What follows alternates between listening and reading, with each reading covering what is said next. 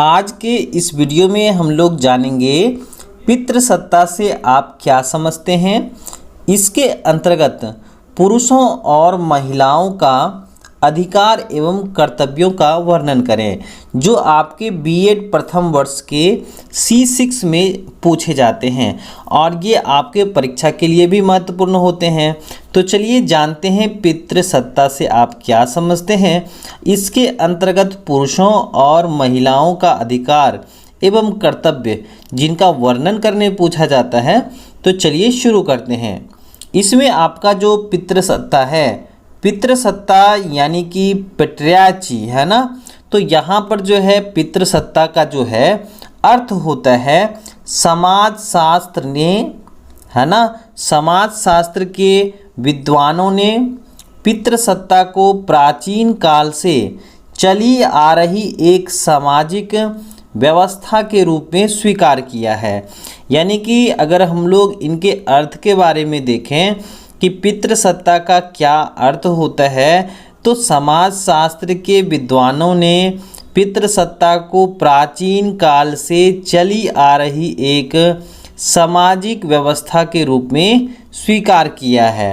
इस व्यवस्था के अंतर्गत पिता या कोई अन्य पुरुष एक परिवार में शामिल सदस्यों की परिवार की संपत्ति व परिवार के अन्य साधनों पर अपना स्वामित्व रखता है। यानी कि पितृसत्ता का सीधा मतलब होता है पिता का शासन, है ना। तो आप ऐसे भी ध्यान में रख सकते हैं, परिवार की सभी वस्तुओं पर पूर्ण स्वामित्व, यानी कि जो परिवार के सभी वस्तु होते हैं उनका जो मालिका होता है, मालिकाना हक होता है, वह पुरुष का होता है और उन पुरुष को ही क्या कहते हैं, परिवार का मुखिया कहा जाता है, या परिवार के मुखिया के नाम से भी उसे संबोधित किया जाता है। आगे देखें कि प्रत्येक वंश का नाम जो होता है पुरुषों के नाम से ही चलता है। इस प्रकार समाज के उद्भव काल से ही पितृसत्ता या पुरुष प्रधान समाज का प्रचलन चलता आ रहा है और प्रत्येक समाज में स्त्रियों की अपेक्षा पुरुषों को प्रमुखता प्राप्त हो रही है। यानी कि पितृसत्ता के अंतर्गत जो हैं समाज में ज़्यादातर जो है महत्व पुरुषों को दिया जाता है और उन पुरुषों को जो परिवार के हर एक वस्तुओं का मालिकाना हक रखते हैं उसे ही हम लोग परिवार का मुखिया या परिवार के मुखिया के नाम से संबोधित करते हैं। आगे देखें कि पितृसत्तात्मक व्यवस्था के अंतर्गत प्रारंभ से ही यह मान्यता रही है कि प्रत्येक सामाजिक व्यवस्था के अंतर्गत महिलाओं को पुरुषों की, यानी कि जो मेल होते हैं, पुरुषों की प्रत्येक आज्ञा का पालन करना चाहिए और पूर्ण रूप से उसके अधीन रहना चाहिए।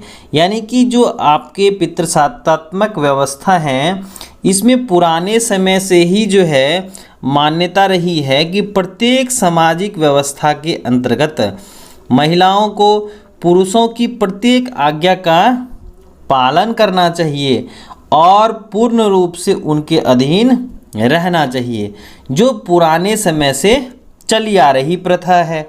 अब नेक्स्ट देखें, प्रत्येक समाज में पारिवारिक व्यवस्था के अंतर्गत परिवार में निवास करने वाली महिलाओं को भी पुरुष की संपत्ति के रूप में स्वीकार किया जाता है।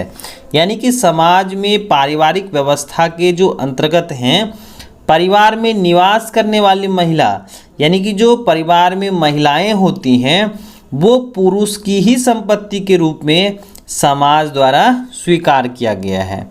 नेक्स्ट देखें, महिलाओं के संबंध में अनेक ऐसे निर्णय सदैव पुरुषों द्वारा ही लिए जाते हैं जिन पर निर्णय लेने का हक जो है नैतिक रूप से महिलाओं को ही प्राप्त होना चाहिए था। जैसे पुत्री का विवाह उसके साथ किया जाए, किसके साथ किया जाए, यह निर्णय लेने का अधिकार प्रारंभ से लेकर आज तक सामान्य परिवार में पिता या पिता की अनुपस्थिति में बड़े भाई या परिवार के किसी अन्य सदस्य जैसे ताऊ हो गए, चाचा है आदि के पास सुरक्षित है।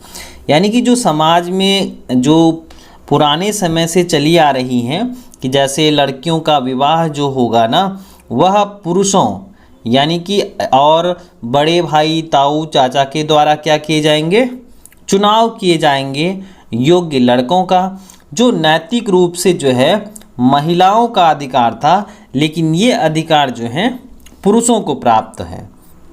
नेक्स्ट देखें, बदलते हुए समाज के साथ इस स्थिति में परिवर्तन आया है। यानी कि ये जो व्यवस्थाएं हैं जो पुराने समय से चली आ रही हैं इसमें जो है कहीं ना कहीं बदलाव हुआ है, किंतु 60% परिवारों में आज भी वही स्थिति मौजूद है जो पुराने समय से चली आ रही हैं, है ना। इस प्रश्न जैसे और भी अनेक सामाजिक प्रश्न हैं, यानी कि इसी तरह के प्रश्न जो हैं बहुत सारे ऐसे हैं जिसके समाधान का अधिकार सिर्फ परिवार के पुरुष या बुजुर्गों के पास ही सुरक्षित है। ऐसे निर्णय में महिलाओं का योगदान प्रायः बहुत ही कम होता है। विश्व के सभी क्षेत्रों धर्मों में पितृसत्तात्मक व्यवस्था आज भी लागू है और महिलाओं के संबंध में लगभग समान दृष्टिकोण होते हैं। विश्व में जितने धर्म प्रचलित हैं उन सभी धर्मों के अपने अपने कानून होते हैं। नेक्स्ट देखें, जैसे हिंदू कानून, मुस्लिम शरीयत, ईसाई कानून इत्यादि। इन सभी धर्मों में कानूनों के अंतर्गत विवाह संबंधी तलाक, भरण पोषण संबंधी अधिकार का स्पष्ट उल्लेख किया गया है। सभी कानूनों में दिए गए हैं प्रावधानों के अंतर्गत पुरुष और महिलाओं के बीच मतभेद स्पष्ट दिखाई देता है। यानी कि जितने भी सारे धर्म हैं वहाँ पर पुरुषों और स्त्रियों के बीच जो भेदभाव है वह स्पष्ट रूप से दिखलाई पड़ता है। प्रत्येक धर्म परिवार के मामलों में महिलाएं से संबंध प्रकरण में शासकीय कानूनों से अधिक सामाजिक प्रावधान के प्रावधानों को अधिक महत्व दिया गया है। यदि हम इन अधिकारों व कर्तव्यों को अवलोकन करें तो पाते हैं कि पुरुषों को दिए गए पक्ष महिलाओं को दिए गए पक्ष की तुलना में अधिक मजबूत और भारी मतभेद वाले हैं। अब आइए जानते हैं कि पितृसत्तात्मक परिवार की कौन कौन सी विशेषताएं हैं, जिसमें हम लोग पहला नंबर देखें कि पिता जो होता है परिवार की संपत्ति का पूर्ण स्वामी होता है। यानी कि पितृसत्तात्मक परिवार में जो पिता होते हैं वह संपत्ति का मालिक होता है। नेक्स्ट देखें, उत्तराधिकारी पिता द्वारा ही निश्चित किया जाता है कि परिवार की संतान अपने पिता के नाम से जानी जाती हैं। यानी कि यहाँ पर जो है क्या होता है कि उत्तराधिकारी जो होता है पिता द्वारा ही निश्चित किया जाता है। जितने सारे संपत्ति होते हैं उसका क्या होता है मालिक यानी पूर्ण स्वामी जो होता है वह पिता ही होता है, और परिवार की संतान अपने पिता के नाम से ही जानी जाती हैं। उसके बाद नेक्स्ट देखें, संतानें केवल अपने पिता की संपत्ति पर ही अधिकार रखता है। यानी कि जितने सारे संतान होंगे पिता के वह अपने पिता के ही यानी कि संपत्ति पर अधिकार रखता है। माता से संबंध परिवार की संपत्ति पर उसका कोई अधिकार नहीं रहता है। नेक्स्ट देखें, पितृसत्तात्मक परिवार पितृस्थानीय भी होते हैं, अर्थात वधू विवाह के पश्चात अपने पति के घर चली जाती हैं। भारत में अधिकांश परिवार पितृसत्तात्मक, पितृवंशीय या पितृस्थानीय होते हैं। तो यहाँ पर ध्यान रखना है कि जो पितृसत्तात्मक परिवार होते हैं वह पितृस्थानीय होते हैं। यानी कि जो लड़कियां होती हैं विवाह के बाद अपने पति के घर रहती हैं, और भारत में अधिकांश परिवार जो है वह पितृसत्तात्मक होता है जहाँ पर पिता का शासन चलता है। पितृवंशीय होते हैं और पितृस्थानीय भी होते हैं। नेक्स्ट देखें, परिवार के संदर्भ में समस्त सामाजिक एवं पारिवारिक पद तथा उपलब्धियां पुत्र को ही प्राप्त होती हैं। सामान्य रूप से पिता के उपरांत बड़े पुत्र को ही सत्ता प्राप्त होती हैं। तो यहाँ पर जो भी परिवार के मुखिया होते हैं, अगर उनकी क्या होती हैं, अनुपस्थिति होती हैं, तो उनके जो बड़े पुत्र होते हैं ना, उन्हीं को क्या होती हैं, सत्ता प्राप्त होती हैं।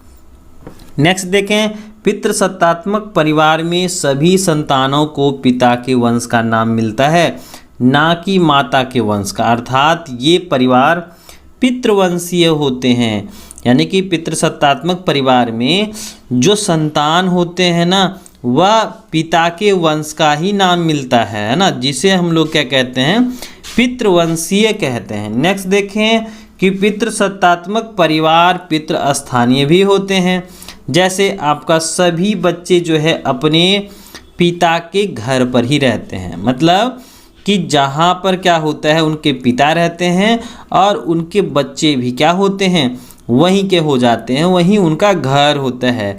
तो पितृसत्तात्मक परिवार पितृस्थानीय भी होते हैं, अर्थात सभी बच्चे अपने पिता के स्थान पर ही रहते हैं। नेक्स्ट देखें कि इसका निष्कर्ष जो है, इस प्रकार से हम लोग कह सकते हैं कि पितृसत्तात्मक परिवार में सबसे अधिक आयु का जो है पुरुष होता है, वही परिवार का मुखिया होता है। वह मुखिया परिवार ही, यानी कि वह परिवार जो है उसमें पुरुष ही जो है परिवार की देखभाल करता है तथा अन्य सदस्य उसकी आज्ञा का पालन करते हैं। यानी कि हम लोग कह सकते हैं कि पितृसत्तात्मक परिवार में जो सबसे अधिक आयु का जो व्यक्ति होता है ना, वह मुखिया होता है। और मुखिया जो होते हैं वह क्या होता है, सभी सदस्य उन मुखिया का आज्ञा का पालन करते हैं। पितृसत्तात्मक परिवार में स्त्रियों को पुरुष के समान अधिकार प्राप्त नहीं होते हैं। वंश पिता के नाम पर चलता है तथा पिता की संपत्ति का उत्तराधिकार जो होता है वह पुत्र होता है। चलिए अब नेक्स्ट देखें, समाज द्वारा पुरुषों को दिए गए अधिकार। तो पितृसत्तात्मक व्यवस्था के अंतर्गत जो है पुरुषों को कुछ अधिकार सौंपे गए हैं। जैसे पुरुषों को स्वतंत्रता पूर्वक कहीं भी जाने आने का अधिकार दिया गया है। नेक्स्ट देखें, पुरुषों को परिवार का मुखिया कहलाने का अधिकार प्राप्त है। प्रत्येक सामाजिक धार्मिक व्यवस्था में पिता की मृत्यु के बाद परिवार के ज्येष्ठ पुत्र को ही मुखिया यानी परिवार का मुखिया बनने का अधिकार प्राप्त होता है। नेक्स्ट देखें, पुरुष ही परिवार का मुखिया होने के नाते परिवार संबंधी सभी निर्णय स्वतंत्रता पूर्वक लेते हैं। नेक्स्ट देखें, परिवार की संपूर्ण संपत्ति पर पुरुष का नियंत्रण रहता है। परिवार के पुरुष मुखिया की राय के बिना परिवार की संपत्ति में से कुछ भी परिवार के किसी सदस्य को नहीं दिया जाता है। नेक्स्ट देखें, परिवार का वंश मुखिया के नाम पर ही चलाया जाता है। यदि परिवार के मुखिया की मृत्यु हो जाती है तो यह प्रायः कहा जाता है कि परिवार जो है ना वह आमुख का है। जैसे परिवार के पुरुष मुखिया द्वारा निश्चित व्यक्ति से विवाह के पश्चात शारीरिक संबंध बनाने की स्वतंत्रता होती है स्त्रियों को। उसके बाद विवाह के पश्चात माँ बनने का अधिकार जो होता है वह स्त्रियों को होता है। अब देखिए, जो समाज होते हैं उनके द्वारा पुरुष और महिलाओं को सौंपे गए कौन कौन से कर्तव्य हैं। समाज ने क्या किया है, समाज में रहने वाले पुरुषों को कुछ कर्तव्य भी सौंपे हैं। जैसे प्रत्येक परिवार के पुरुष मुखिया को यह कर्तव्य सौंपा गया है कि वह अपने परिवार की सुरक्षा का दायित्व संभाले। इसमें हम लोग पहला देखें कि जो संपूर्ण परिवार के भरण पोषण की समुचित व्यवस्था करे। दूसरा नंबर, घर के बाहर किए जाने वाले संपूर्ण कार्य को पूर्ण करने का दायित्व पुरुष को ही दिया जाता है। नेक्स्ट देखें कि समाज में निवास करने वाली महिलाओं को निम्नलिखित कर्तव्य सौंपे हैं। जैसे पहला नंबर में देखें कि एक महिला की परिवार के मुखिया के राय से किसी व्यक्ति के साथ विवाह होने के बाद उस महिला का यह कर्तव्य हो जाता है कि वह जीवन भर उस निश्चित व्यक्ति को अपना ईश्वर माने और उसे हर संभव प्रयासों से प्रसन्न रखने का प्रयास करे। नेक्स्ट देखें, परिवार के बुजुर्ग पुरुष और महिलाओं की संपूर्ण सेवा का दायित्व भी महिलाओं को ही सौंपा गया है, क्योंकि ये घर में ही रहती हैं। नेक्स्ट देखें, वंश को आगे बढ़ाने के लिए भी महिलाओं को बच्चा पैदा करने का कर्तव्य निभाना पड़ता है। यदि कोई महिला पुत्र को जन्म नहीं दे पाती हैं तो परिवार के अन्य सदस्य उनकी अपेक्षा की दृष्टिकोण से उन्हें देखते हैं। नेक्स्ट देखें, परिवार की जो महिलाएं किसी भी बच्चे को जन्म देने में असमर्थ रहती हैं उन्हें बांझ कह करके अपमानित किया जाता है और प्रातःकाल उसका मुंह देखना भी पाप समझा जाता है। नेक्स्ट देखें, परिवार को नियोजित बनाए रखने को दायित्व सामान्यतः महिलाओं को ही सौंपा जाता है। पुरुष को इस दायित्व से सदैव मुक्त रखा जाता है, यानी कि घर का जो काम करेगी वह महिलाएं करेंगे और पुरुष जो होते हैं वह बाहर का काम करेंगे और उससे क्या होते हैं, वो घर के कार्यों से स्वतंत्र होते हैं। नेक्स्ट देखें, परिवार में संपन्न किए जाने वाले समस्त सामाजिक व धार्मिक रीति रिवाजों का पालन करने का कर्तव्य भी महिलाओं को ही पूर्ण करना होता है। नेक्स्ट देखें, परिवार के संपूर्ण घरेलू कार्य कुशलता के साथ पूर्ण करने का दायित्व भी महिलाओं के ही होता है। नेक्स्ट देखें, समाज में रहने वाले पुरुषों और महिलाओं को कुछ अधिकार सौंपे हैं जिसमें भारी भेदभाव दिखाई पड़ता है। पितृसत्तात्मक व्यवस्था में अनेक ऐसे प्रावधान हैं जो नैतिक सामाजिक व्यवस्था के पूर्णतः अनुकूल किंतु फिर भी महिलाओं का एक भारी अंकुश है। समाज में विधवा विवाह आज भी हेय दृष्टि से समझा जाता है। यदि कोई विधवा विवाह कर लेती हैं तो उसे दुष्चरित समझा जाता है और हेय दृष्टि से देखा जाता है। उसके परिवारजन भी उसके संबंध में रखने में संकोच का अनुभव करते हैं। प्रायः शादीशुदा जो लड़कियां होती हैं वे अपेक्षाकृत या अपेक्षा की जाती हैं कि इस प्रकार पितृसत्तात्मक व्यवस्था में एक महिला का अपनी कोख पर भी अधिकार नहीं रहता है। अन्य शब्दों में कहें कि जो महिला की कोख होती हैं यानी कि पेट में जो बच्चे होते हैं, गर्भ में जो बच्चे होते हैं, पुरुष समाज द्वारा नियमों के अनुरूप चलना पड़ता है। यानी कि कहीं ना कहीं जो है पितृसत्तात्मक जो व्यवस्थाएं होती हैं उसमें पूरा का पूरा जो स्वामित्व होता है, जो नियंत्रण होता है वह पुरुषों का होता है। यानी कि महिलाएं और पुरुष को जो है समाज के द्वारा जो है वह समाज जो है कर्तव्य और जो उनके अधिकार हैं कहीं ना कहीं क्या करते हैं, पक्षपात करते हैं। तो यहाँ पर हम लोगों ने देखा पितृसत्तात्मक से आप क्या समझते हैं। इसके अंतर्गत पुरुषों और महिलाओं का अधिकार एवं कौन कौन सा कर्तव्य है। और जो इस चैनल पर नए हैं चैनल को सब्सक्राइब कर लीजिएगा, अपने साथी के साथ ज़रूर शेयर कीजिएगा ताकि आने वाली वीडियोज़ की नोटिफिकेशन सबसे पहले आपको मिल सके। तो चलिए हम लोग मिलते हैं नेक्स्ट वीडियो में।